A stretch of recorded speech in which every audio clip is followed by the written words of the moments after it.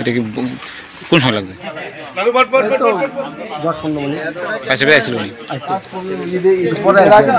এখন আগুন নিবজেনি জায়গাটা কি নাম? বন্ধুয়ার পাওয়ার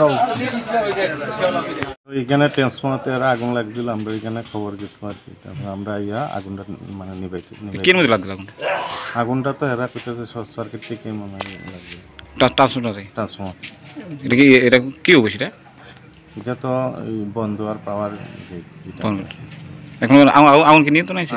আগুনটা আমরা আয়ত্তে আনছি, আনার পরে এখানে তারা মোটামুটি লস হয়েছে, প্রায় 15 লাখ টাকার মতো লস হয়েছে।